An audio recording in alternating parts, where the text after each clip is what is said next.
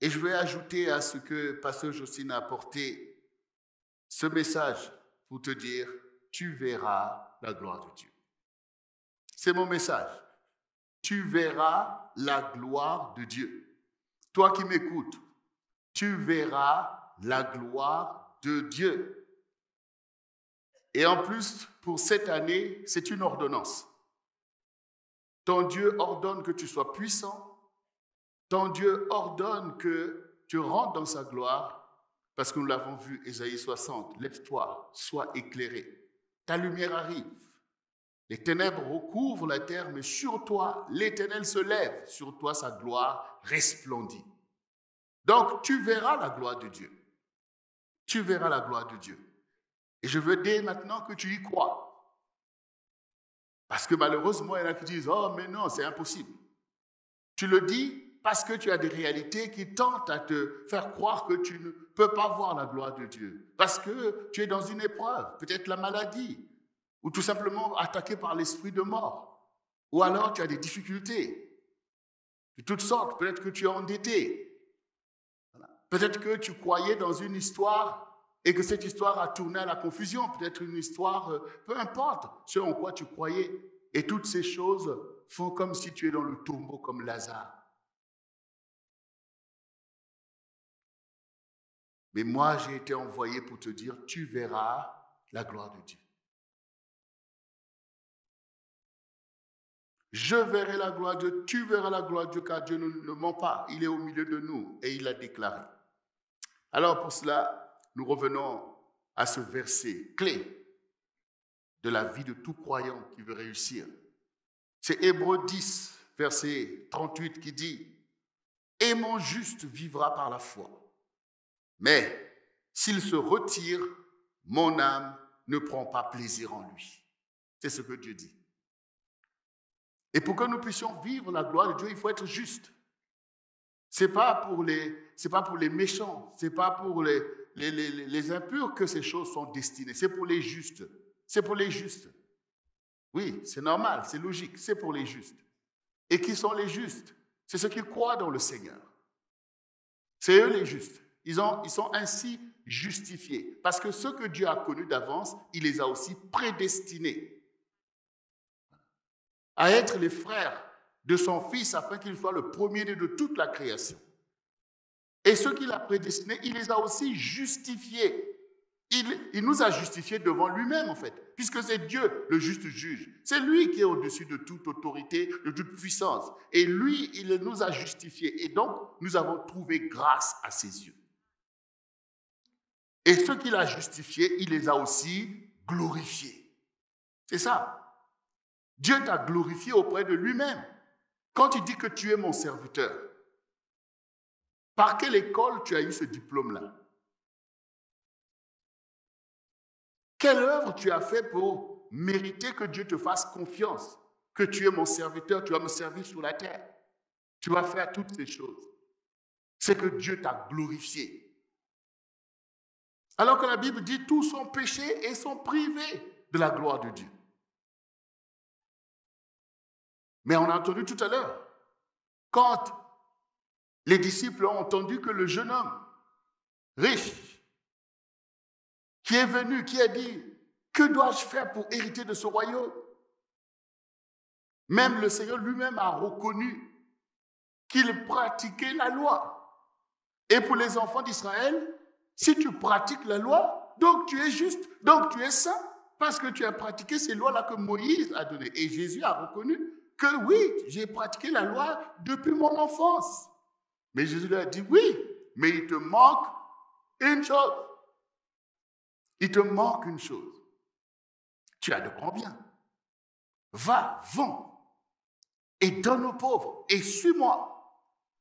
Quand le jeune homme qui pratiquait toutes ces lois a entendu cette parole où Dieu est un Dieu qui nous demande la charité, de nous aimer les uns les autres, ben, l'adoration de maman a prévalu pour lui. L'idole de l'argent a pris le dessus sur la parole de Dieu, sur l'amour du prochain. Voilà ce qui lui manquait. Vous pouvez être dans les apparences religieuses. Mais il vous manque l'essentiel. Il vous manque la vérité. Il vous manque Christ en vous. Il vous manque le don de soi.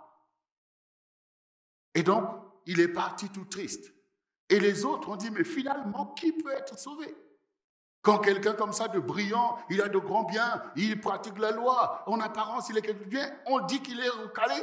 Mais non, mais c'est compliqué cette affaire. Il n'y a plus personne qui peut être sauvé. Cela dit oui. À l'homme, cela est impossible. Ça veut dire que quel que soit tout ce que tu peux faire qui va impressionner tous les gens dans ta génération, ça ne t'assure pas le salut en fait. Ça ne va pas te sauver. Même si tu as pratiqué toutes les lois de Moïse. La preuve. Donc tout le monde était là, désolé. Mais le Seigneur, il dit, mon juste à moi, c'est celui qui marchera par la foi. Et non pas par des logiques, par des philosophies, par toutes sortes de choses que vous vous donnez pour vous donner vous-même de la gloire les uns les autres. Non, c'est celui qui marchera par la foi. Ça veut dire que je conduirai moi-même mon juste. Je mettrai devant toi les challenges. Je mettrai devant toi ce qu'il faut faire. Je mettrai devant toi là où il faut que tu passes. Je mettrai toutes ces choses parce que le Seigneur, il est quand même celui qui nous conduit au salut. C'est quand même lui qui est descendu pour vaincre Satan, qui a piégé le monde. Il est quand même le berger. Et le berger, ce n'est pas quelqu'un qui lui dit, bon, écoute, fais ça, va et tu réussiras. Non, il marche devant toi. Ce qui est différent. Tous les jours, tu vas rencontrer des situations, des réalités, des circonstances. Donc, le Seigneur, il est le maître des circonstances. Mais toi, tu n'es pas le maître des circonstances. Donc, tu as besoin que le maître des circonstances marche devant toi, qu'il ouvre ton chemin. Mais comment est-ce que tu vas faire pour le suivre si tu n'as pas la foi pour croire tout ce qu'il va te dire lorsqu'il va te dire maintenant, viens, on va marcher sur l'eau. Comment tu vas faire pour le suivre sur l'eau si tu n'as pas la foi qu'il est Dieu? Que s'il dit, c'est que c'est vrai. Que ça défie mon entendement, mais je le suis. Donc, Dieu sait que c'est la foi qui est la plus importante des choses, puisque par la foi, même si tu rencontres des choses inconnues, tu continues à lui faire confiance. Donc, la foi, c'est l'élément moteur. Parce que Dieu nous place devant des challenges. Quand la foi manque, c'est l'incrédulité. Quand la foi manque, nous limitons Dieu. Quand la foi manque, notre religiosité, c'est tout le monde seulement des traditions, faire, alors Dieu doit se contenter de ces choses, alors qu'il veut faire de grandes choses, alors qu'il veut faire des miracles.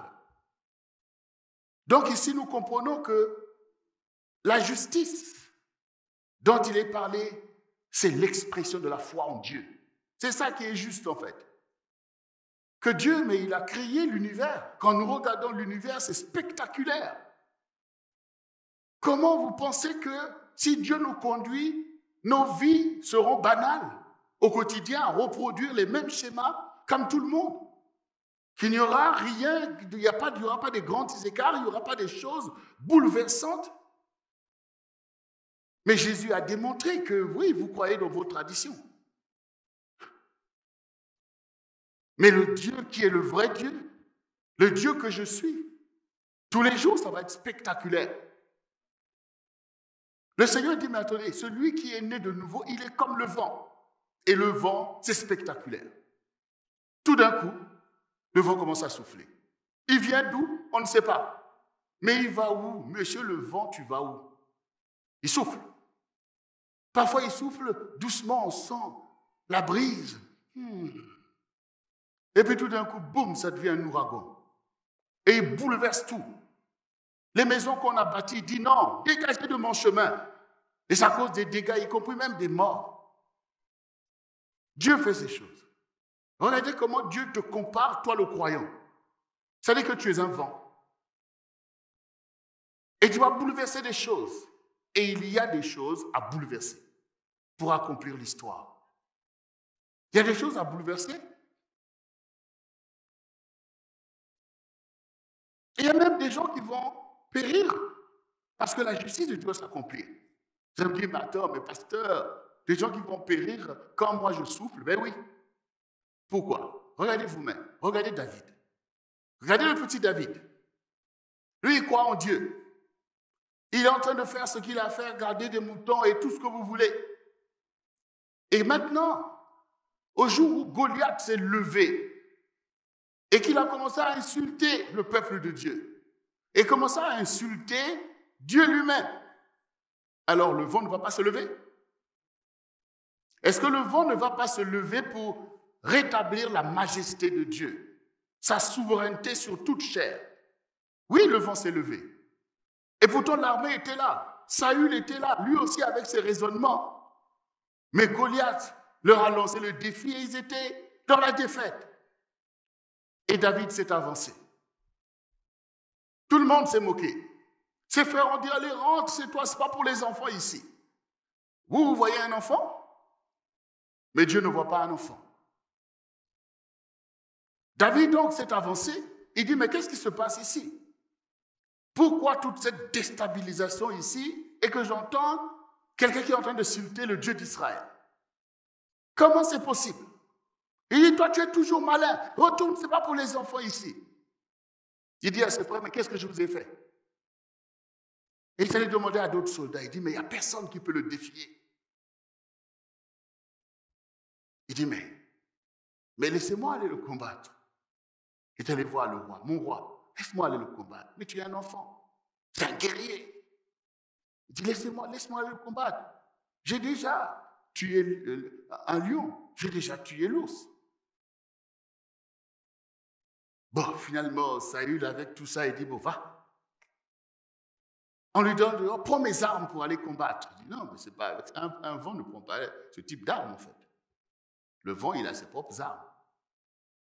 Eh oui. Alors, quand vous voyez le vent, vous pouvez dire que mais non, il ne peut pas passer. Ça, c'est trop fort et tout, mais si le vent décide, ça va tomber. Et donc, David s'est avancé. Et quand le géant l'a vu, il a rigolé. Il dit, mais toi, petit, je vais donner ton foie aux oiseaux. Oui. Mais Goliath, c'est un homme. Bien sûr, il est manipulé par le diable. Mais c'est un homme, c'est un être humain. Vous voyez pourquoi je vous ai dit que quand le vent souffle, ça bouge et même les gens qui périssent. Ça dépend de quel côté tu te trouves. Mais là, par exemple, pour pouvoir que l'Éternel qui a accompli l'histoire puisse continuer son œuvre, Goliath devait tomber. Et c'était justice. Quel aurait été l'intérêt que Goliath continue à exister, à embrigader ainsi les gens, insulter le Seigneur du ciel et de la terre et tout? Il avait fait son choix en fait. Satan peut se pavaner à un moment donné. Mais celui qui est le maître des temps et des circonstances va prévaloir. Au moment fixé, l'équation va être résolue. Et on n'a pas dit qu'un ange est descendu, s'est posé, boum, comme dans des films de je ne sais pas de quoi en fait. Des XOR ou je ne sais pas quoi, tout cela. On a dit qu'un enfant, un adolescent s'est avancé. Il s'est avancé devant l'obstacle. Il s'est avancé devant la terreur de l'ennemi. En ayant foi en Dieu. En ayant foi en Dieu. Il dit, le Dieu qui m'a délivré de la patte de l'ours me délivrera aussi de cet incirconcis. C'est la foi, ça. C'est la foi que ce géant, devant qui tout le monde prend la fuite, et qui a une lance énorme. Tout le monde décrit la lance de Goliath.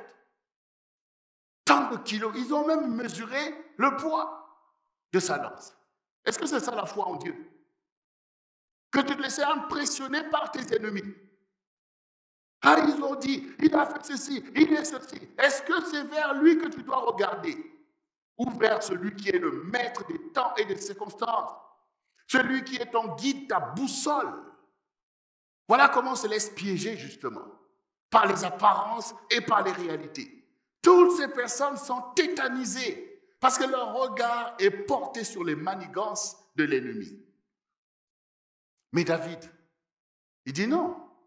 L'Éternel qui m'a délivré de l'ours. Toi aussi, Dieu a déjà fait de grandes choses pour toi. Est-ce que tu t'en souviens? David s'est souvenu de ces choses. Et dit, je veux le tuer, je vais le tuer. Il ne se dit même pas peut-être, non, c'est ça qui va arriver. Parce que je ne pense pas que mon Dieu peut accepter un tel affront. Donc, David s'est avancé. Et Goliath n'a pas vu venir en fait. Il n'a pas vu venir. David a soufflé. Boum! Le petit caillou qu'il a lancé est devenu un missile, comme je le dis. Goliath a été culbuté. Et le peuple de Dieu a repris confiance. Le peuple de Dieu s'est réjoui. Et le Seigneur te dit que tu es David. Tu es comme David. Il n'y a pas besoin de t'impressionner à tes propres yeux. Il n'y a qu'à croire en lui et d'avancer sur le chemin que Dieu trace devant toi. Si sur ce chemin-là, il y a une mer qui se dresse, la mer qui va se séparer. Parce que c'est le chemin de Dieu pour toi. S'il y a un Goliath qui se lève, c'est lui qui va tomber. Parce que c'est le chemin de Dieu pour toi et que tu y crois faire. S'il y a des obstacles qui se dressent devant le chemin du centre du réveil chrétien, ces obstacles seront culbutés. Pourquoi? Parce que c'est le chemin du centre du réveil chrétien. C'est comme ça que tu verras la gloire de Dieu. David a vu la gloire de Dieu parce que Goliath est tombé. Et David sait que ce n'est pas avec la force de la chair. C'est afin que, dit-il à Goliath, que l'on connaîtra sur la terre que Israël a un Dieu. Que c'est l'Éternel qui délivre de la lance et du javelot. Cela doit être publié et connu parce que c'est la connaissance de Dieu qui délivre. Donc, bien-aimé, tu comprends pourquoi le Seigneur dit « Mon juste vivra par la foi ». Tu dois vivre par la foi et non pas par les circonstances, non pas par les raisonnements, non pas par les idées de je ne sais pas, par la foi en Dieu. Dieu pourvoira, Dieu agira, il accomplira sa parole, il nous conduira, il nous mènera. Il a été avec nous jusqu'ici et il accomplira les choses. Dieu fera, Dieu, ton Dieu, ton Dieu, ton Dieu existe. Il n'existe pas seulement le dimanche quand tu es au culte. Oui, quand tu arrives ici, tout d'un coup Dieu existe. Mais dans ton quotidien, il n'existe pas. Dans ton lieu de travail, il n'existe pas. Quand tu rencontres tes amis, il n'existe plus. C'est maintenant d'autres choses qui prévalent. Non, non. Ton Dieu est vivant. Et il est vivant pour toi. Et il est prêt à accomplir des prodiges pour toi, parce que ta foi l'honore. Satan voudrait berner tout le monde, flouer tout le monde, nous rendre tous incrédules et faire croire que ce monde est là par hasard. Comment quelque chose de parfait peut-il sortir du hasard?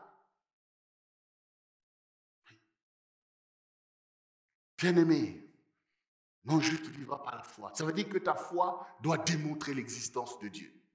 Ta foi. Ta foi. On l'a chanté dernièrement. May your struggle. C'est quoi la suite? Mais toujours praise, venez à mon secours. May your struggle show that. Non, keep you near the cross. Oh, je me rappelle. May your struggle keep you near the cross. May your battles show that you need God. Et puis, may your body prove that God is good.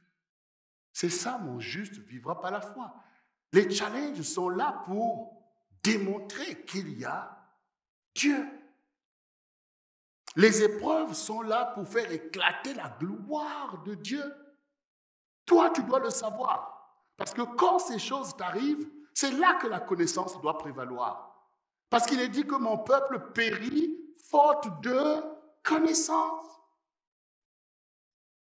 Autrement dit, par la connaissance, tu vivras. Et tu feras éclater la gloire de Dieu au milieu de tes défis. Non, bien-aimés, nous n'allons pas vivre une vie de l'esprit de mort. Nous n'allons pas vivre une vie de païens. Nous n'allons pas vivre une vie des incrédules. Ce n'est pas notre destinée. Nous allons vivre une vie de foi parce que le Seigneur dit, s'il se retire, mon âme ne prend pas plaisir en lui. Si tu abandonnes la foi, le Seigneur ne peut pas prendre plaisir en toi.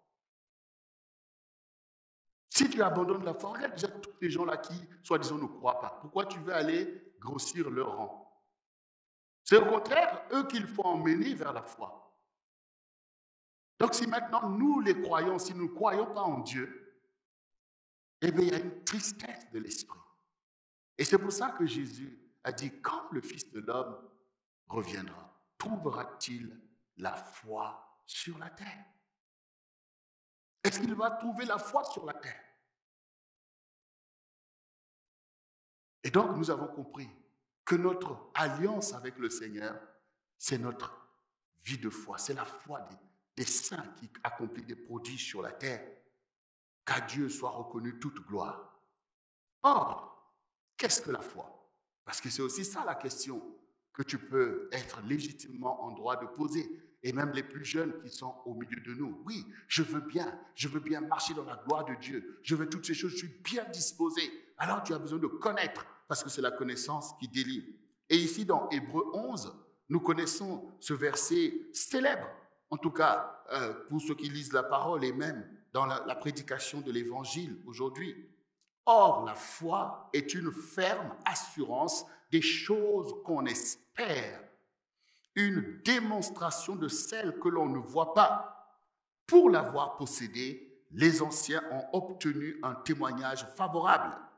C'est par la foi que nous connaissons, que nous reconnaissons que le monde a été formé par la parole de Dieu, en sorte que ce que l'on ne voit pas a été fait, en sorte que ce que l'on voit n'a pas été fait des choses visibles.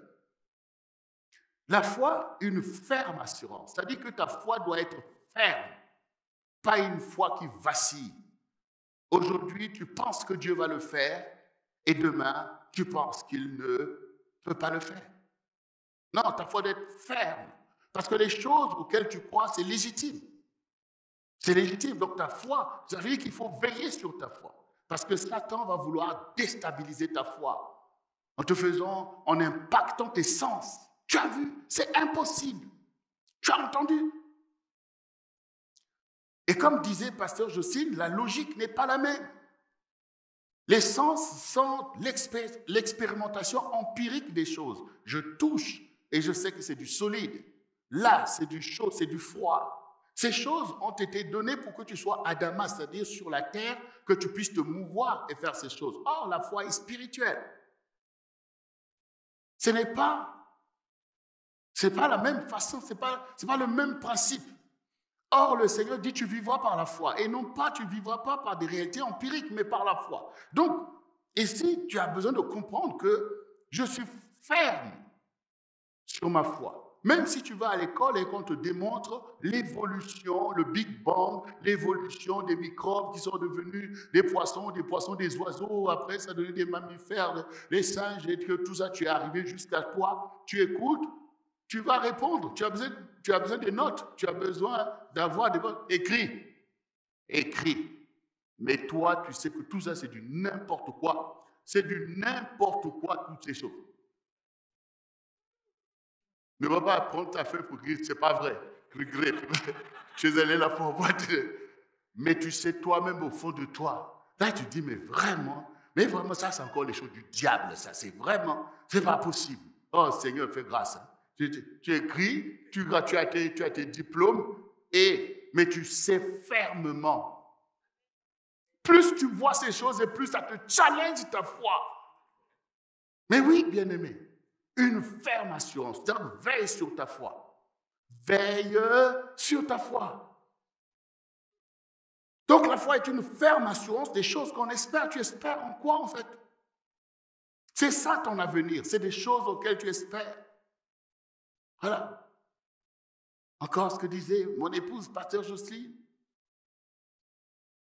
L'issue, la foi est le facteur déterminant de l'issue des circonstances. C'est-à-dire que les circonstances tourneront à la démonstration de la foi que tu as eu raison de croire en Dieu. Vous voyez? Donc c'est ferme. On ne se laisse pas manipuler, balloter aujourd'hui. On n'est pas des caméléons. Vous voyez, le caméléon, il s'adapte à la couleur de là où il est. Le dimanche, il me dit alléluia. Au travail maintenant. Chut. Non. Même à ton travail, on veut voir quelqu'un qui a la foi en Jésus, en fait. On dit, mais tu as toujours la joie, c'est quoi? Mais Christ en moi, c'est l'espérance de la gloire. On va pas te virer parce que tu viens tout simplement de dire pourquoi tu as la joie en toi. Oui. Non, bien-aimé. Notre foi est assurée. Et la foi, c'est la démonstration des choses qu'on ne voit pas. Christ qu'on ne voit pas est démontré en toi. Mais c'est pour ça qu'on appelait les premiers chrétiens chrétiens. C'est-à-dire que c'était seulement des croyants. On les a vus à Antioche. Ils ont vu tellement les choses que Jésus qu'on a crucifié, ça se continue. Ces affaires continuent, ces miracles. Dit non, mais en fait, c'est des chrétiens. C'est-à-dire des petits Christ. Donc, ils ont démontré que Christ qu'on ne voit pas est toujours là. Oui, Christ qu'on ne voit pas est toujours là. Ces miracles sont présents. Ta foi doit démontrer la véracité de Dieu. Et ce n'est pas en faisant les choses selon toi que tu vas démontrer la véracité de Dieu. C'est que tu dois accomplir la parole de ton Dieu pour démontrer qu'elle est vraie. Les paroles qui sortent de ta bouche doivent démontrer qu'il y a un maître qui domine sur le monde. Et son nom c'est Jésus et sa parole est vraie. Le Seigneur dit, tout passera, mais ma parole ne passera pas. Mais qui va déclarer cette parole à sa génération? C'est toi en fait. Qui va déclarer la parole du Seigneur dans sa maison, dans ta famille? C'est toi. Parce que tout ce que tu vois là, ça va passer. Mais la parole demeure en fait. La parole demeure. Tout ça va passer. Mais la parole de Christ demeure. Alors toi, tu te tiens, tu le démontres. Parce que c'est comme ça que les anciens ont obtenu le témoignage favorable pour lequel ce sont nos modèles. Nous parlons d'Abraham, d'Isaac, de Jacob, nous parlons de tous ces héros. Et là encore, j'attire votre attention sur le fait de ne pas se laisser manipuler par les réalités de l'histoire. Si tu crois en Dieu, tu dois savoir qui est ce Dieu en fait. Et parce que tu as cru en Dieu, que tu l'as connu au travers des saints de Dieu qui ont reçu la révélation, ont vécu par cette révélation pour établir cette foi sur la terre. Abraham, Isaac, Jacob, de génération en génération, ces serviteurs de Dieu pendant des millénaires ont été les seuls à porter la révélation de la vérité. Aujourd'hui, quelles que soient les circonstances qui se passent, que tu sois politiquement dans ceci ou je ne sais pas quoi, tu ne peux pas falsifier la vérité. On n'est pas des caméléons. Ce qui est vrai hier le demeure aujourd'hui et demain. Oui, peu importe ce qui se passe, Dieu lui ne change pas. Et sa parole a déjà tout dit. Sa parole a déjà tout dit. Fais attention. Veille sur ta foi. Le diable a déjà entraîné beaucoup de croyants dans la fausseté à cause du côté des émotivités, en fait. Non, la vérité opère dans l'esprit. L'esprit, c'est comme une épée. Vous voyez, c'est comme un couteau. Si vous tapez la boum, ça va couper. Le couteau ne va pas dire, ah mais non, mais attention, non, non, non. Le couteau, c'est le couteau. Et la vérité, c'est la même chose. C'est la même chose, en fait. Le Dieu auquel nous croyons, qui a établi cette vérité dans l'histoire, c'est le Dieu des Hébreux. Il a un peuple. C'est les enfants d'Israël, c'est son peuple. Et nous, nous sommes l'Église, c'est-à-dire l'épouse du Seigneur. Peu importe la famille à laquelle vous appartenez, on dit que ça, c'est la famille Gouma. Et ça, on ne peut pas changer. Et Jésus est né au milieu de cette famille. Voilà. Il est né au milieu des Hébreux, parce que c'est sa destinée. C'est ce que Dieu a fait pendant des millénaires. C'est les seuls à croire et à adorer le seul vrai Dieu. Et maintenant, de la même manière que la famille Gouma existe, que vous la connaissez ou pas, elle a existé depuis des années jusqu'à ce que, voilà, David aussi est arrivé dans cette famille. Et je m'appelle Gouma à cause de ça. Mais dès lors que maintenant, moi je me lève par la volonté de Dieu et j'arrive en France, et que mon temps est arrivé, que je dois me marier, donc maintenant, je choisis mon épouse. Peu importe ce que pouvaient penser les Gouma, peut-être que non, lui, il va épouser. Chacun peut avoir ses pensées, mais il y a un moment où l'histoire se fait, où je dois choisir mon épouse. On va se dire, mais on va choisir peut-être une Congolaise. Bon, peut-être tu vas aller à côté, vers le Cameroun. Peut-être ceci, cela et tout. Non, non, non, non, je vais enjamber tout ça. Et donc maintenant, je choisis Jocelyne, qui appartenait à une autre famille. Maintenant, par le choix que je porte, parce qu'elle devient mon épouse, elle rentre aussitôt dans la lignée. Les Gouma sont obligés de savoir, faites la place. Faites la place. C'est ça l'Église en fait. C'est ça l'Église. C'est pour ça que l'héritage d'Israël vient sur nous. Par le fait que le prince, le héros de cette lignée, nous a choisis. Nous avons trouvé grâce à ses yeux et il nous a légitimés. Donc maintenant, quand Jocelyne rentre maintenant dans ce mariage, elle est heureuse de porter le nom Gouma. Mais vous ne savez, attendez. Mais vous ne savez, mais en fait, vous ne savez pas. Elle est heureuse de porter ce nom qui vient de loin. Donc, nous portons le nom de Christ et nous avons le meilleur de la consécration des enfants d'Israël pendant des millénaires. Nous avons reçu ce pourquoi les autres ont travaillé pendant des années et ont appliqué des lois qui n'ont pas réussi à mettre. Ils ont poursuivi cet héritage nous a été livré par l'amour du Seigneur Jésus. Donc, Dieu a un peuple. Ce sont les enfants d'Israël. Si vous essayez de me faire croire que Dieu, avant Israël, avait un autre peuple, d'ailleurs, il faut même avoir honte de vous-même. Il faut même avoir honte. Et c'est le seul Dieu qui a vaincu tous les faux dieux qui ont existé, qui ont dominé des peuples pendant des millénaires. Ce Dieu-là, il les a tous renversés. Parce que la Bible dit, les dieux qui n'ont pas créé les cieux et la terre disparaîtront. Il a fait disparaître les faux dieux d'avant, les Zeus et tous les autres. Et les dieux maintenant que le Satan a encore créés, il va les faire disparaître. C'est pour ça que l'autre fois, je disais ici même, notamment pour les chrétiens qui étaient là avec Jésus, qui ont vu des miracles de Jésus, tout d'un coup maintenant, par je ne sais pas si c'est l'esprit du wokisme ou je ne sais plus quoi, maintenant on dit que, attendez, non, Jésus, tout ça, les dieux de blanc, tout ça c'est pas bon, il faut retourner vers nos propres dieux, il faut aller voir les grands-parents. Vous voulez aller ressusciter des dieux qui sont morts? S'ils sont morts, c'est que ce n'est pas des dieux.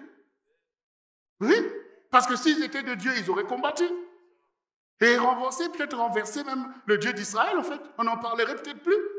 Mais ce Dieu-là qui a dit, il n'y en a pas d'autre Dieu, démontre par le fait qu'il a impacté jusqu'aux extrémités de la terre, le fait que nous l'adorons, qu'il est Dieu, en fait.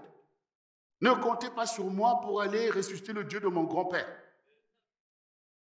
Attendez. Ça, c'est l'esprit de mort. C'est de la fausseté, en fait. C'est de la fausseté. C'est pour ça que quand il y a eu même même il y a eu ici du terrorisme parce que, bon, on a offensé tel Dieu, des histoires, des caricatures, tout un tas de choses. Allez, on veut aller se venger. Attendez, c'est ce qui s'est passé avec Jérubal. Quand Dieu a dit à Gédéon, va renverser le poteau magique de Baal qui est dans la maison de ton père. Parce qu'à un moment donné, le maître des circonstances et des temps doit rétablir la vérité. Alors Jérubal, malgré la peur, est allé et a brisé le poteau magique de Baal. Et le matin, les gens se sont levés. Mais qui a fait ça? Qui a fait ça? C'est certainement Gédéon et tout. Alors ils sont venus, ils ont toqué à la porte. Ils ont dit à son père, fais sortir Gédéon, on va le tuer parce qu'il a fait un sacrilège. Il a fait ceci, il a fait ceci. Le père, qui était lui-même le prêtre de cette idole, s'est dit, attendez, là, vous allez tuer mon enfant. Bon, ces histoires-là aussi qu'on adore, même moi-même, tout ça, c'est n'importe quoi. Bon, si votre Dieu là, si Baal est Dieu, qui n'a qu'à se venger lui-même?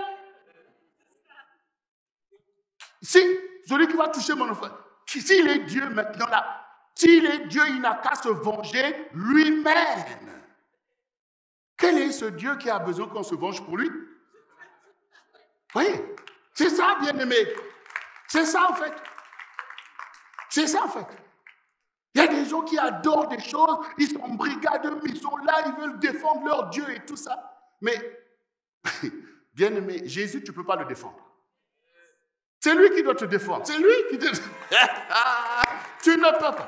Mais attendez, même sur cet aspect, le Seigneur a dit, les blasphèmes contre le Fils de l'homme seront pardonnés. Lui-même, il a dit, faites, dites tout ça, tout ça, tout ça. Qu'est-ce qu'on n'a pas dit sur Jésus? Mais aujourd'hui, c'est le seul. Il est saint. Il est saint. Il est saint, en fait. Il est Dieu. Il n'y a pas eu de fraude en lui. Mais il y en a beaucoup auxquels on ne peut même pas parler. On ne peut pas parler. Moi, je vous ai déjà dit ici, aucun prophète ne peut te sauver. D'ailleurs, il n'y a aucun prophète qui te dit que je peux te sauver, en fait. Il n'y en a aucun. Personne n'a dit que moi, je peux te sauver et que je connais là où on va, en fait. Ils ont servi. Les vrais ont servi Dieu. Les faux ont rempli de mensonges et toutes sortes de choses. Mais il n'y en a aucun. L'autre fois, j'ai entendu, en fait, un rabbin, un juif qui croit en Jésus. Lui, il dit des choses simples. Il dit, écoutez, aucun de ces prophètes, peut-être que vous pouvez suivre, peut-être qu'ils ont fait des choses, vous pouvez les suivre. Mais aucun d'eux n'a dit que je suis Dieu. Aucun n'a dit que je suis. Le seul qui a dit que je suis Dieu, c'est Jésus. Mais écoutez-le. Lui, il a dit clairement qu'il est Dieu. Il n'y a aucun autre qui a dit. Il dit, Mahomet n'a pas dit que je suis Dieu. Un tel n'a pas dit que je suis Dieu. Krishna n'a pas dit que je suis Dieu. Pourquoi vous allez les suivre? Le seul qui vous a dit je suis Dieu, c'est Jésus. Mais écoutez-le, c'est la vérité.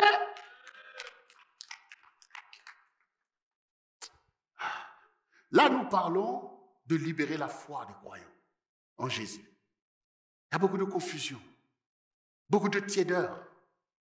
La foi du plus grand nombre, l'amour du plus grand nombre se refroidit. Et notre génération est mise en danger. Oh, tu es là. Et ce matin, le Seigneur veut équiper ta foi afin que le tout est possible de Dieu soit manifesté en faveur de notre génération, en faveur de ta famille, en fait.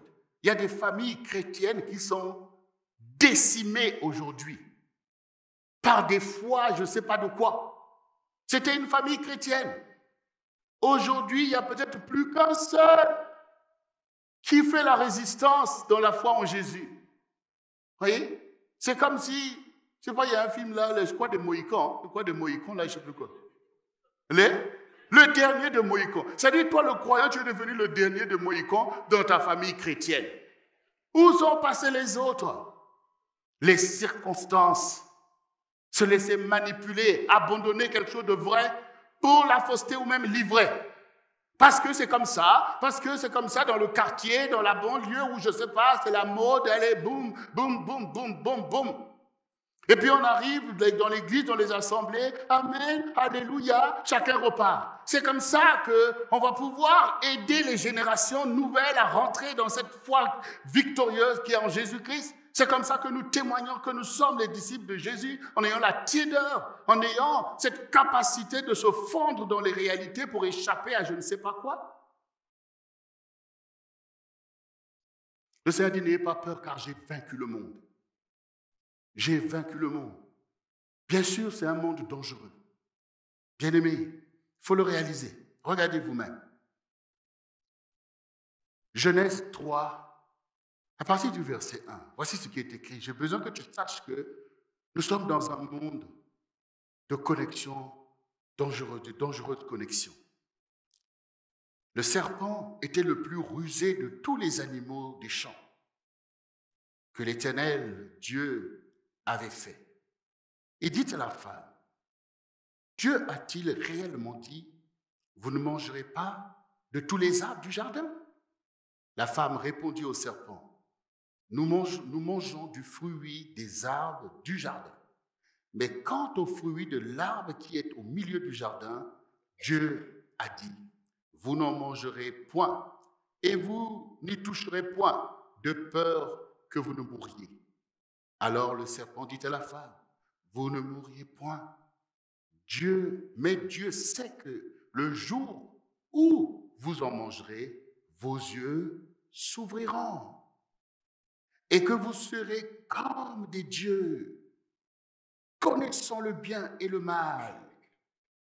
La femme vit que l'arbre était bon à manger et agréable à la vue, et qu'il était précieux pour ouvrir l'intelligence. Elle prit de son fruit et en mangea. Elle en donna aussi à son mari qui était auprès d'elle, et il en mangea. Bien-aimé, mon juste vivra par la foi. C'est l'équation qu'il faut résoudre, c'est le positionnement qu'il faut avoir. Ta foi doit prévaloir au-delà de toi pour triompher des réalités des circonstances. Là, nous voyons que Adam et Ève, effectivement, ils étaient dans la foi. Dieu a parlé à Adam a parlé à Ève, et Ève a dit que non, nous allons manger de tout ça, mais celui-là, on ne va pas manger. Parce que si on en mange, Dieu a dit qu'on va mourir, qu'on va faire ceci. Donc, elle était dans une foi parfaite. Et là, maintenant, le diable qui vient épier la parole de Dieu, parce que c'est quand il sait ce sur quoi tu te poses qu'il peut renverser la chose. Donc, il avait besoin de savoir, mais sur quoi est-ce que Ève se pose dans la gloire de Dieu? Sur quoi Adam est vraiment le reflet de Dieu? C'est sur ce que Dieu a dit. C'est l'obéissance à Dieu. C'est de marcher dans la connaissance de la vérité. Donc, on va faire une œuvre. Donc, maintenant, il met le doute dans la foi de Ève. Il dit, mais regarde ce que Dieu te dit de ne pas regarder. Touche ce que Dieu te dit de ne pas toucher parce qu'il te cache quelque chose. Parce que ce qu'il dit n'est pas totalement vrai. Mais si tu oses renverser l'interdit, tu découvriras des choses, des grandes choses. Tu seras comme Dieu et tu connaîtras le bien et le mal. Vous voyez le mot connaître. Tu connaîtras le bien et le mal. Tu connaîtras la vie et la mort. Tu connaîtras la sainteté et l'impureté. Tu connaîtras la fidélité et l'infidélité. Parce que le mot connaître veut dire vivre.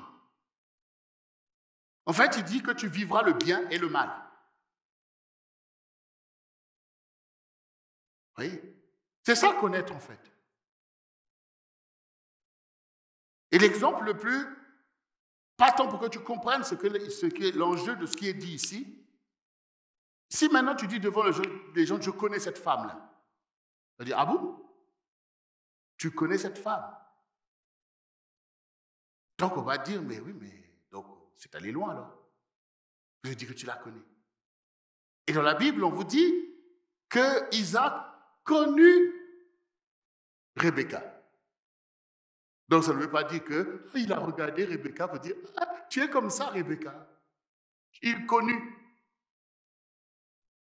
Ça veut dire qu'il y a un lien intime qui s'est manifesté entre les deux. Si le diable te dit que tu connaîtras le bien, parce que le bien existe et que tu le connais déjà, mais tu connaîtras le mal, veut dire que tu vivras le mal. C'est ça en fait. Et du coup maintenant, Ève, flattée, désirant maintenant ces choses, maintenant il dit que mais oui, l'arbre est beau à manger. Le fruit est beau à manger. Il est beau à regarder. Et ça va ouvrir, ça ouvre mon intelligence vers des choses que je n'avais pas encore explorées. Et boum, on passe à l'acte, puisque tu veux connaître. Et maintenant, voilà comment c'est arrivé. Donc, attention à ce qu'on entend.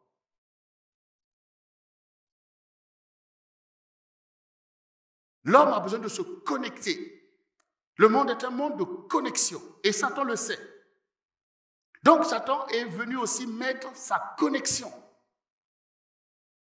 Parce que quand vous êtes sur Internet, vous avez payé votre abonnement pour avoir des sels, la fibre, tout ce que vous voulez. Mais rappelez-vous un peu au début de tout ça, quand il fallait se connecter avec plein de virus.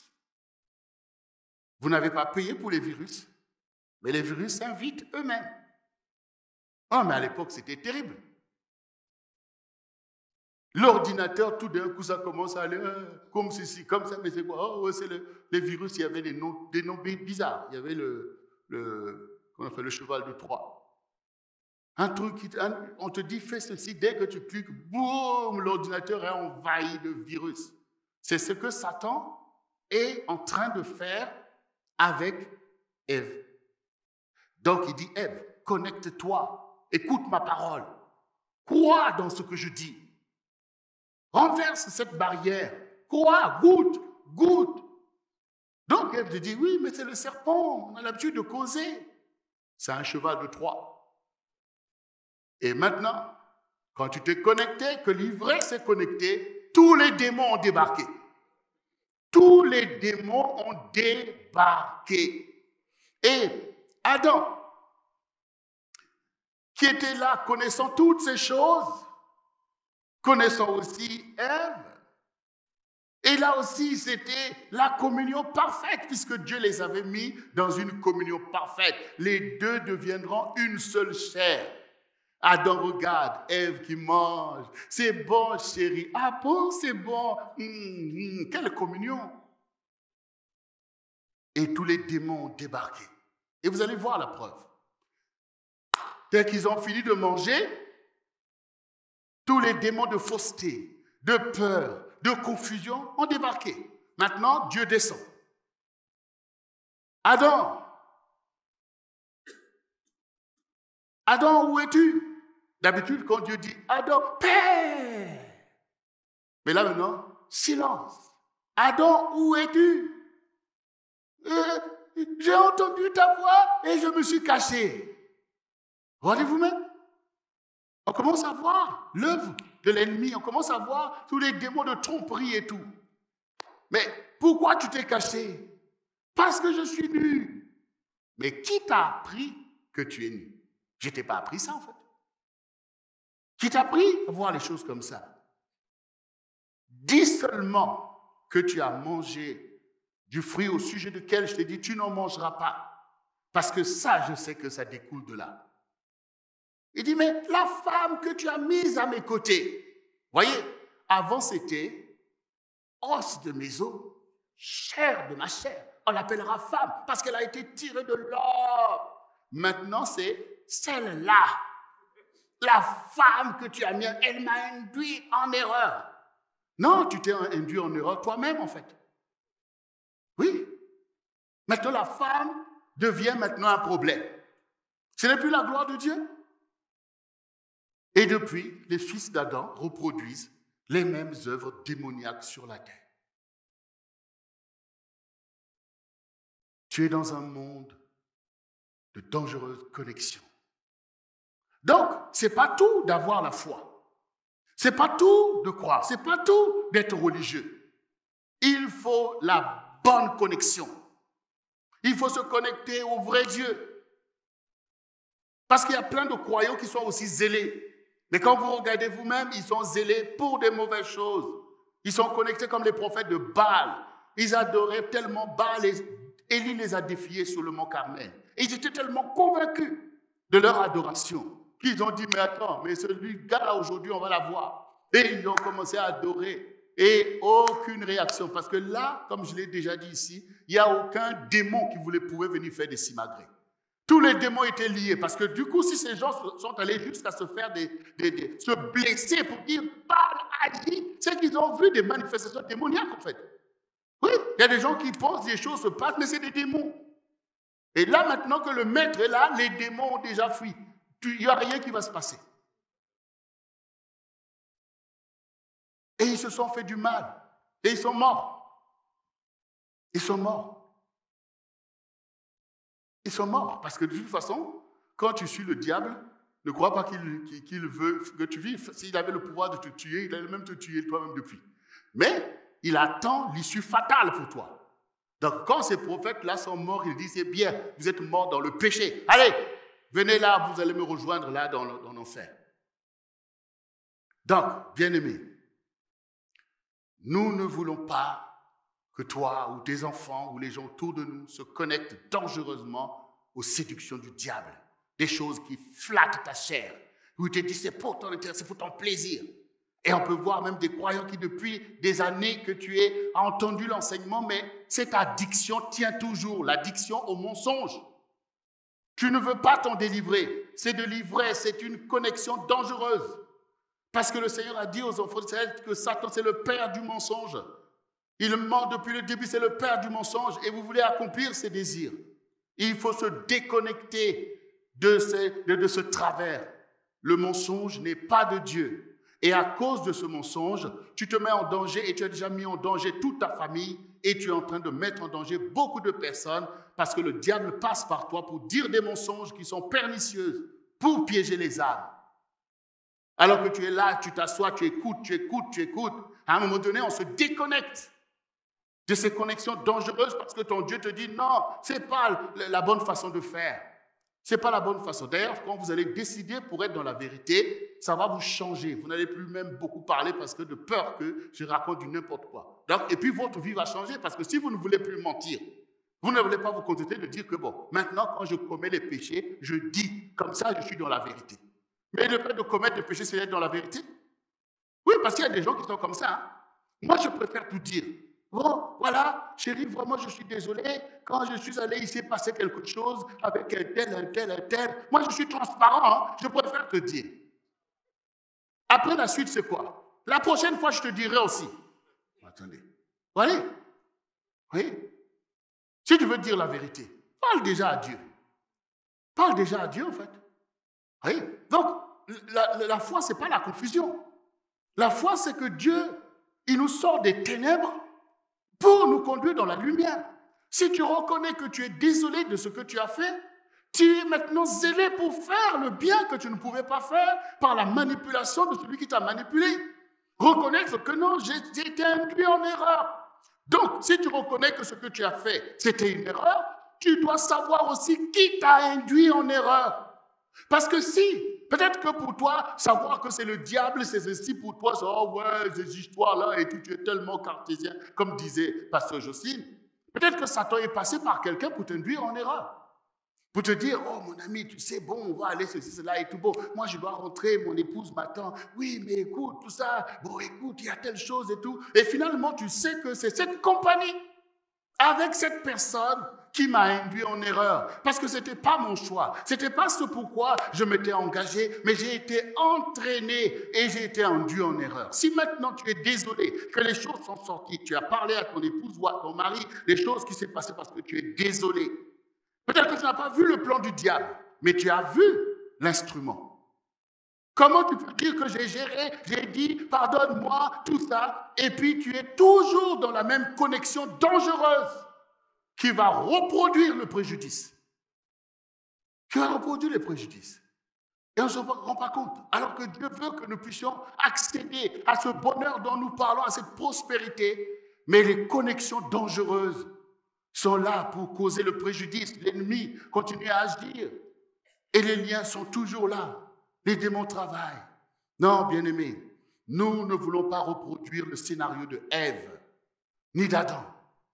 Parce que Dieu qui se réserve toujours l'original. Quand tout devient falsifié, on cherche l'original. Là où on a mis en fait un sceau. Et ce sceau, c'est original. Celui qu'on dit le deuxième Adam, qui est en fait le premier, c'est Jésus-Christ.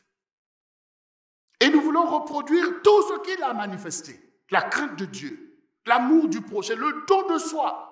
Les choses que le diable veut t'empêcher, il ne veut pas que tu arrives jusqu'à cette démonstration de la gloire de Dieu. Et que tu deviennes toi-même béni et une source de bénédiction. Vous savez, vous devez veiller sur votre âme.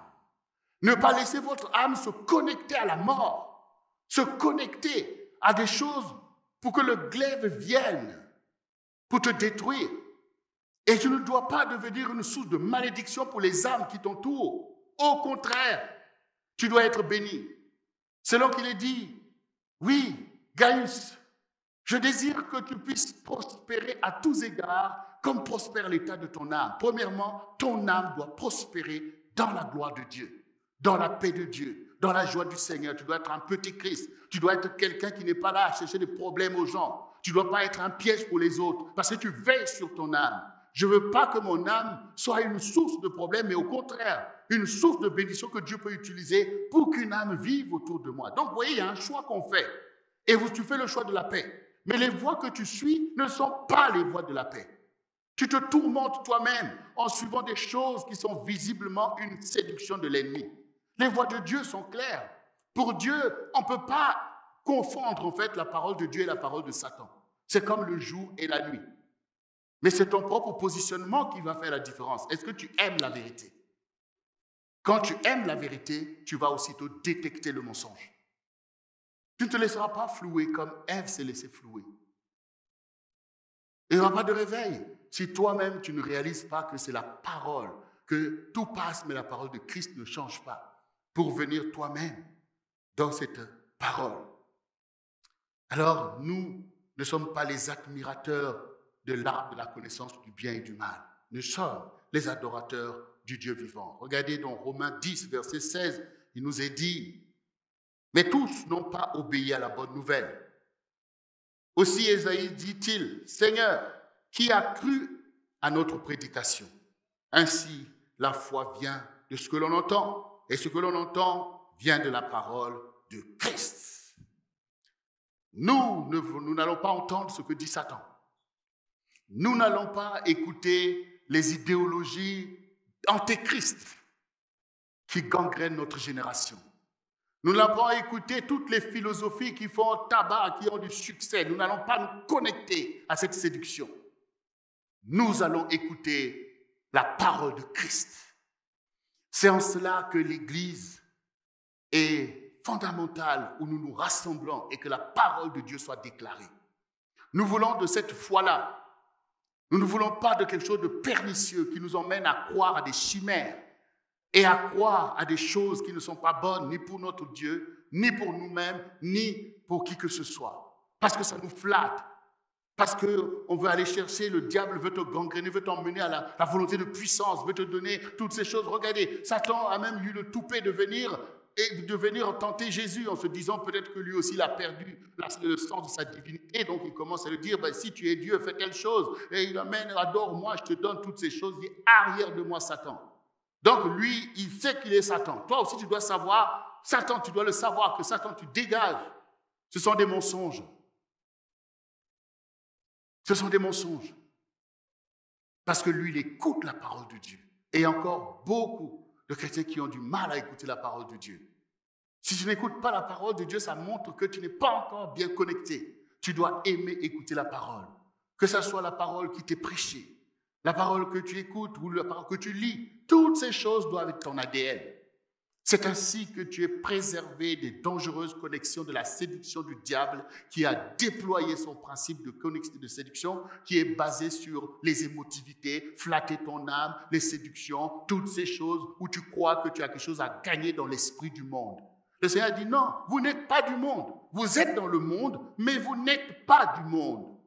Ça veut dire que vous, je vous ai fait asseoir dans le lieu céleste. Vous êtes connectés à mon esprit. Je vous ai envoyé pour souffler comme des vents, pour accomplir ma parole. Mais vous n'êtes pas du monde. Vous ne buvez pas de ce vin-là, qui est le vin de la séduction du diable, l'impudicité et toutes ces choses. Vous n'êtes pas là à partager cet esprit de mort. Le monde sera détruit et tous ceux qui s'y attachent, ils seront détruits aussi. Donc tu veilles comme la Bible te démontre comment Pierre, Paul, tous ils ont changé. Ils ont vécu pour le Seigneur, ils étaient connectés au Saint-Esprit et ils ont libéré le royaume de Dieu sur la terre. Toi aussi, tu dois prendre ta part dans ça. Il faut que tu t'émancipes, que tu réalises que mais non, mais ça c'est des aberrations. Vous voyez, quand vous êtes dans la connexion, le péché, vous voulez qu'on vous mente pour continuer à poursuivre ces choses, continuer à faire ces choses, alors que la vérité éclate pour réaliser que tu es sur le mauvais chemin. Sur le mauvais chemin. Il faut se déconnecter, bien-aimé, et revenir à la bonne connexion avec Dieu par Jésus-Christ. Parce que la foi vient de ce qu'on entend, mais il faut que ça soit la parole de Christ. Ce n'est pas que la parole religieuse. Il y a plein de religieux qui sont perdus. Satan crée plein de religions.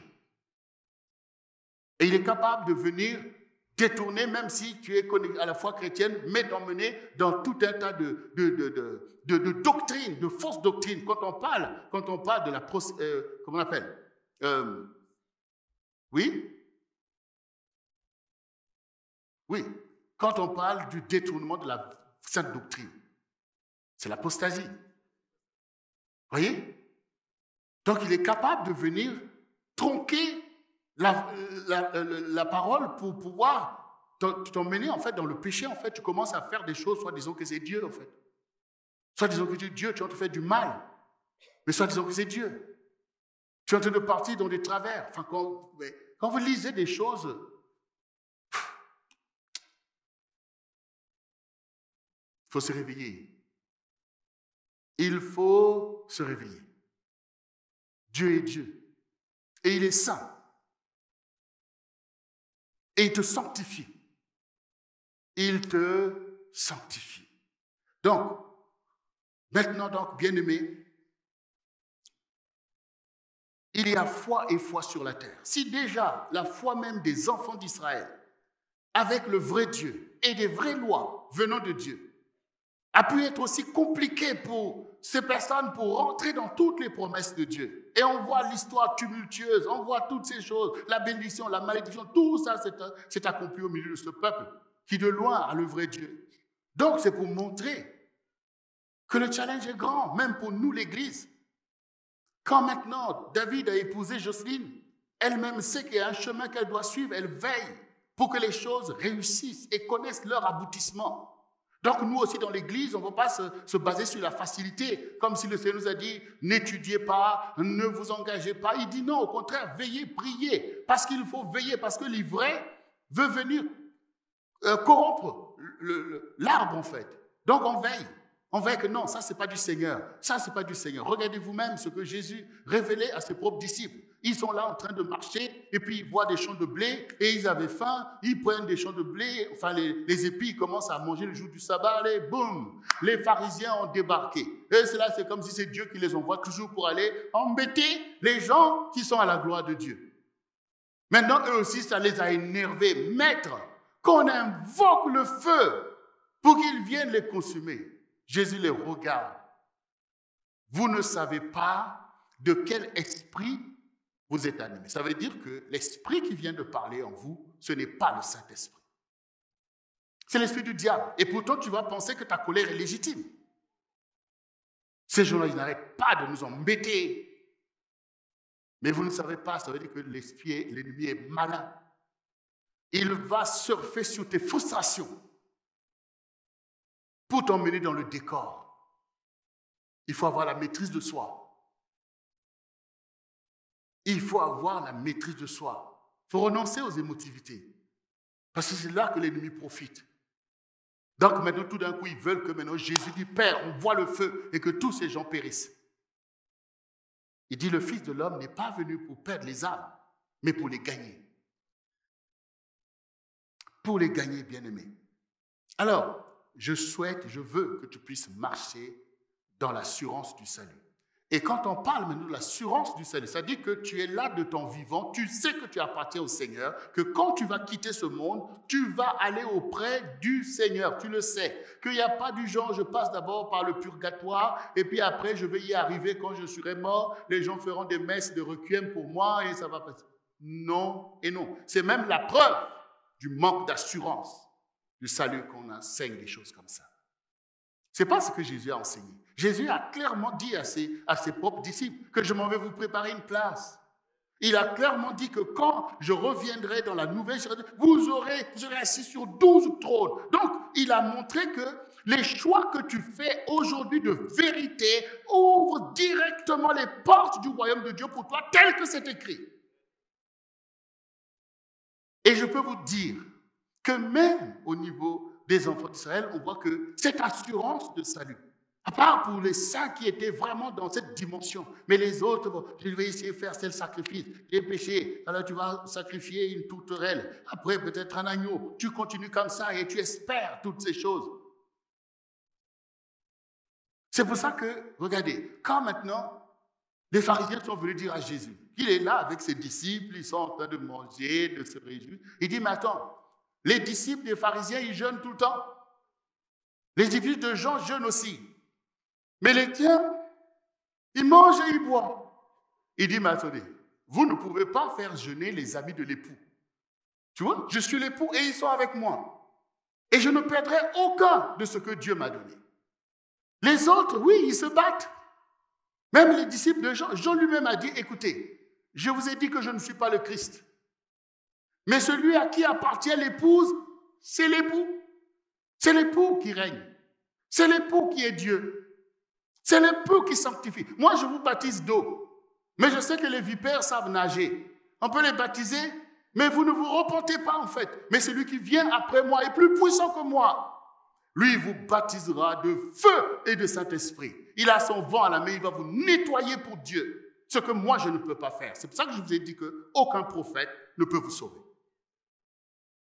Aucun prophète ne peut te prendre par la main et t'emmener devant Dieu en audience. Aucun. Il te dit une parole de Dieu, s'il est le bon, s'il est vrai, mais il ne peut pas t'emmener. Lui-même a besoin d'être sauvé. Lui-même a besoin d'être sauvé. Ce n'est pas parce que tu es un prophète que Dieu est ton camarade, en fait. Regardez Moïse. Moïse qui a conduit les enfants d'Israël. On arrive maintenant, voici la terre promise pour laquelle il a bossé, travaillé. Mais le maître a dit, tu verras, mais tu n'entreras pas. Oui, il appartient à Dieu, Dieu l'a repris. Mais je vous parle du fait que c'est Dieu qui décide. Il aurait voulu voir. On n'a pas dit qu'il était tellement vieux qu'il ne pouvait pas y arriver. Mais non, Dieu a dit que parce que tu t'es comporté de cette telle manière devant le rocher, tu n'as pas sanctifié mon nom devant les enfants d'Israël, tu n'entreras pas dans le pays. Voyez? Donc on voit bien que le prophète lui-même dépend de Dieu. Mais regardez vous-même le Seigneur. Il dit, je suis un avec le Père. Celui qui m'a vu a vu le Père. Croyez en Dieu et croyez en moi. Il y a beaucoup de demeures dans la maison de mon Père. Je m'en vais vous préparer une place. Vous voyez, lui seul est celui qui donne l'assurance du salut. Il dit même que oui, vous aurez des épreuves, des challenges. Les gens vont même vous tuer en croyant rendre un culte à Dieu. Mais ne vous inquiétez pas, j'ai vaincu le monde. Ça, c'est l'assurance du salut qui ne se trouve que chez les disciples de Jésus-Christ. Allez-y demander à d'autres religions s'ils ont cette assurance, s'ils sont sûrs qu'en quittant ce monde, ils seront auprès de leur Dieu. Il n'y a pas cette assurance parce qu'ils n'ont pas le Saint-Esprit qui leur atteste qu'ils sont de Dieu et avec Dieu. C'est ça, bien-aimé. Donc, je ne veux pas que tu négliges ta foi. Parce que toi, tu as trouvé grâce. Vous croyez que Pierre, Jean-Jacques qui ont suivi Jésus, c'était des gens éminents dans leur génération? C'était des gens qu'on disait cela? Non, c'est des gens du peuple, les Galiléens, les pécheurs et tout. Ils étaient négligés, mais dans le royaume, Jésus a dit, vous serez assis sur 12 trônes et vous allez juger les tribus d'Israël. Parce que, avec Jésus, vous avez l'assurance du salut. Voilà. Parfois, on est là, tu négliges ce que tu as. Tu méprises ce que tu es pour regarder l'agitation des gens qui sont tellement même loin de Dieu. Et ça se voit par leurs œuvres, par leurs actes. Et toi, tu vas avoir honte du Seigneur. Parce qu'il y a aussi cette malédiction qui est sur la terre. La honte du Seigneur, c'est quelque chose que Satan distille.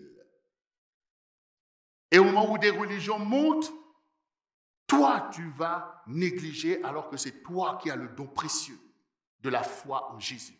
Et c'est pour ça que Jésus-Christ, au milieu de son propre peuple, il était mis en minorité et avec ses disciples. Et il dit, mais qui dit-on que je suis? Tu es un prophète, tu es telle chose, tu es Élie, tu es telle chose. Et vous, qui dites-vous que je suis? La Pierre dit, tu es le Christ, le Fils du Dieu vivant. Il dit, ah Pierre, là tu es un homme heureux. Parce que ce que tu viens de dire, ça ne vient pas de la chair et du sang, ce n'est pas un raisonnement. Ce n'est pas une déduction empirique. Mais c'est mon Père qui est dans les cieux qui t'a révélé. Et toi, tu es Pierre. Et sur cette pierre, je bâtirai mon église. Cette pierre, c'est cette foi dans le Christ. Savoir que Christ, c'est Dieu. Parce que jusqu'à aujourd'hui, c'est ça le débat. Oui, pour beaucoup pensent que c'était pour les Juifs, par exemple, ils disent que, mais oui, pour nous, Jésus, c'est un rabbin, en fait. C'est un rabbin. D'autres disent, oui, c'est un prophète. Il y en a qui disent, oh, Issa, c'est un prophète, il va même revenir et toutes ces choses-là.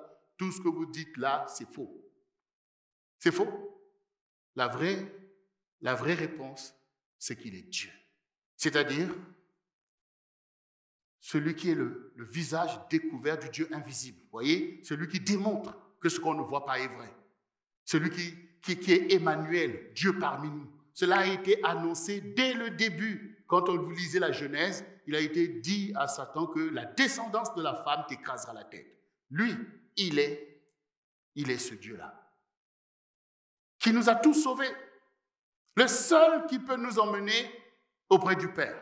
Parce que Dieu s'engendre. Quand il vient dans le monde, il devient le Fils de Dieu.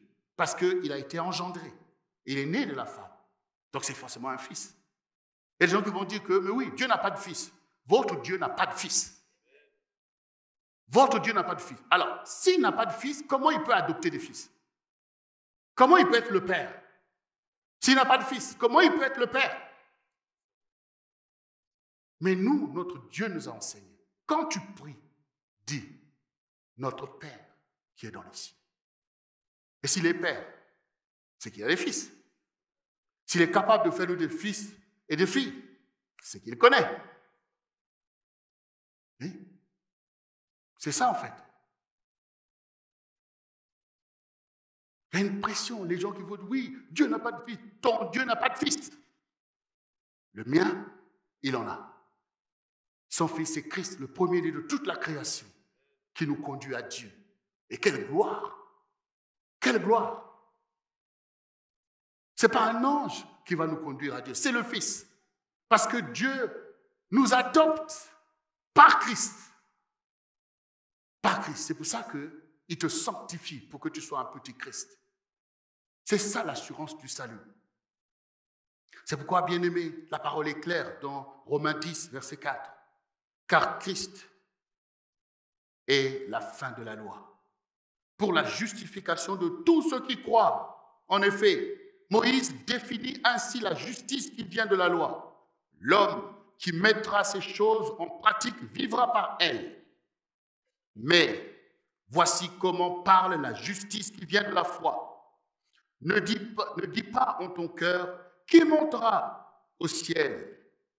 C'est en faire descendre Christ. Ou qui descendra dans la Bible? C'est en faire remonter Christ d'entre les morts. Que dit-elle donc?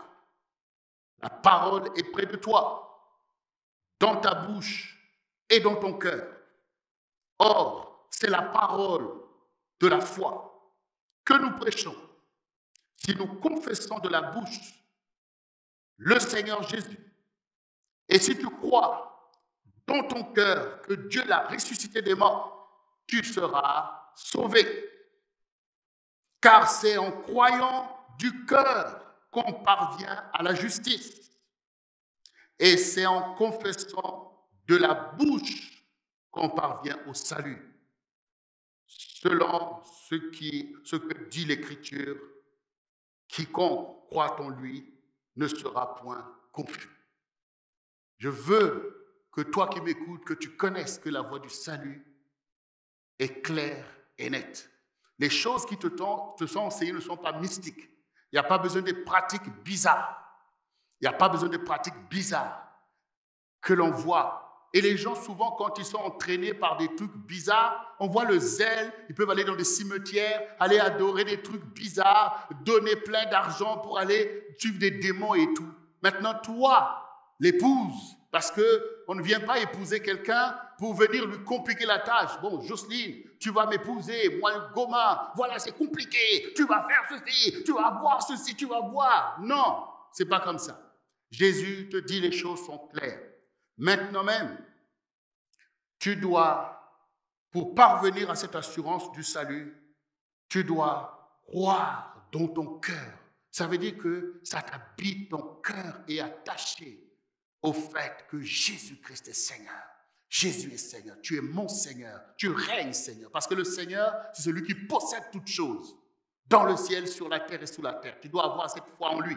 Ce n'est pas du genre, bon, Jésus, quelque part. Non, non, non. Il faut que tu saches ce qu'il a dit. Tout pouvoir m'a été donné dans le ciel, sur la terre et sous la terre. Tu dois garder cette foi que Jésus est Seigneur sur la maladie. Il est Seigneur sur telle situation. Seigneur dans mon lieu de travail. Seigneur ceci. Donc, il va prévaloir, il va régner. Donc, j'y crois de tout mon cœur. C'est comme ça que tu parviens à cette foi qui te sauve, dont le Seigneur dit, mon juste marchera par la foi. C'est parce que tu confesses de ta bouche, la confession. Ta bouche doit déclarer la parole de vérité. Tu dois confesser ce que tu éprouves dans ton cœur, que j'aime le Seigneur. Tu dois pouvoir le dire. Je l'adore. Tu dois le dire parce que la confession témoigne de la vérité. C'est l'impact qui doit se manifester. C'est quand tu agis ainsi que ta foi est assurée parce que tu l'attestes, tu le témoignes, tu le vis, tu n'en as pas honte. Donc la confession est importante, bien-aimé. Satan veut fermer ta bouche. Tu penses les choses là. C'est pas une pensée. C'est pas une pensée. Il y en a d'autres même qui, avant même nous, si on faisait comme ça, la prière, on va prier. Amen. Amen. Mais amen à quoi? C'est ça en fait. C'est ça. Tu prends la pensée pour la prière. Mais non. Non. Tu dois dire. Les anges doivent l'entendre. Et même les démons doivent entendre aussi. Il faut confesser en fait. C'est pour ça que Dieu t'a donné une bouche. Voyez comment on peut être dans des choses erronées qui ne mènent qu'au tombeau. Voyez la vallée des ossements. Ce sont ces choses. Alors que le mot juste vivra par la foi. Et quand tu es par la foi, c'est que Dieu veut te faire marcher sur l'eau. Il veut faire des grandes choses. Donc, il n'y a pas le moment d'aller dormir dans les cimetières, dans le tombeau, et tout ça, le diable en train de te manipuler. Non, bien-aimé. Nous pratiquons la parole. Nous croyons que Dieu a ressuscité Jésus des morts, donc on n'a pas peur de la mort. Mais nous savons que nous sommes sur la terre pour accomplir des choses et on va les faire. Et nous n'avons pas peur parce que nous savons qu'une fois que nous avons quitté ce monde, nous rejoignons notre Seigneur pour l'éternité et qu'on va vivre et que nous sommes vivants. Et nous confessons de notre bouche la gloire du Seigneur. C'est pour ça que j'ai dit que tu verras la gloire de Dieu. Tu la verras parce que tu la cherches, parce que tu la vis, parce que tu la projettes, tu la proclames, parce que ta foi est victorieuse, parce que ta foi est là, une foi prodigieuse. Ta foi prodigieuse va accomplir le miracle. Et c'est ce que le Seigneur a dit à Marthe et à Marie. Ne t'ai-je pas dit, si tu crois, tu verras la gloire de Dieu. Est-ce que j'ai ici quelqu'un qui croit? Qui veut voir la gloire de Dieu avec moi cette année? Si tu es cette personne, mets-toi debout. Mets-toi debout, toi aussi à la maison. Si tu y crois de tout ton cœur, mets-toi debout parce que Dieu est prêt à faire éclater sa gloire. Et cette gloire sera des prodiges, des miracles. Ça sera un grand salut pour notre génération, des délivrances. C'est une vie nouvelle. Dieu prend plaisir à accomplir des grandes choses pour son peuple.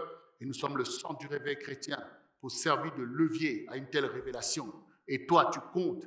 Maintenant que tu as entendu ces choses, attache-toi à ce que tu as entendu. Ne regarde pas en arrière. Ne commence pas à culpabiliser. Ne commence pas à dire, oui, moi, j'ai eu honte. Non, non, ça, c'est le passé. Parce que le Seigneur dit, si tu entends ma voix, n'endurcis pas ton cœur. Parce que cette parole te fait rentrer dans cette année puissante. Gloire au Seigneur. Bien-aimé, tu peux répéter ces quelques paroles. Je vais invoquer le Seigneur en ta faveur, car il vient à ton secours. Seigneur Jésus, me voici. J'ai entendu ta parole. Et ta parole m'a touché, car c'est une parole de vérité.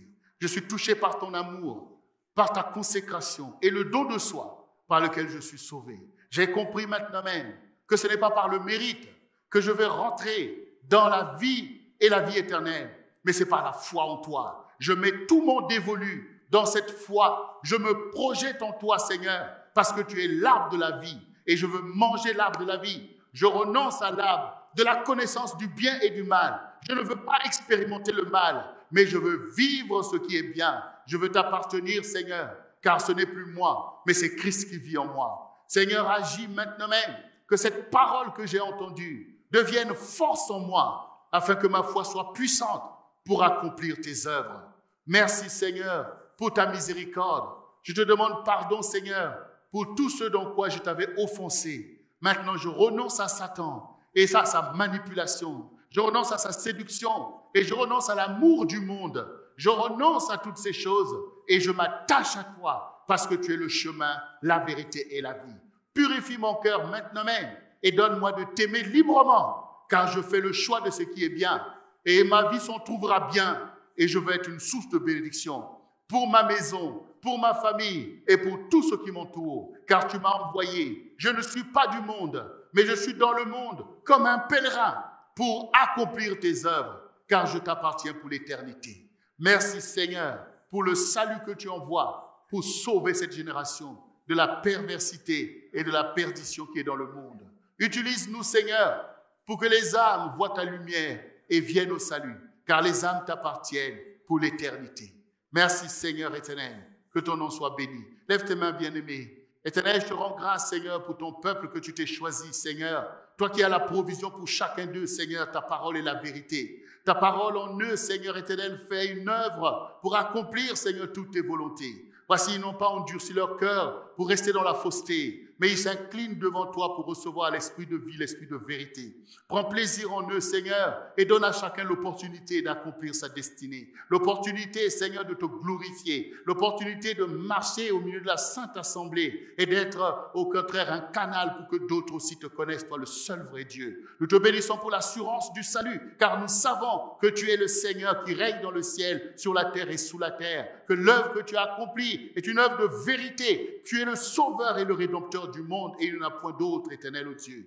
Merci pour ta compassion, Seigneur, car tu ne rejettes pas, mais tu attires avec des cordages d'amour. Tu pardonnes, même, Seigneur, le pécheur le plus invétéré. Tu es capable, Seigneur, quand il se repent, de pouvoir ouvrir son chemin vers la vie éternelle. Nous te bénissons, Seigneur, pour le sang du réveil chrétien devant toi, de ce que, Seigneur, tu fais déborder, Seigneur, éternel, des torrents de grâce et de faveur pour visiter cette génération. Fortifie tes saints maintenant même pour en faire des leaders qui soient la lumière du monde et le sel de la terre. Sois béni au nom de Jésus-Christ de Nazareth. Et que les saints de Dieu disent avec moi, Amen. Est-ce qu'on peut l'acclamer?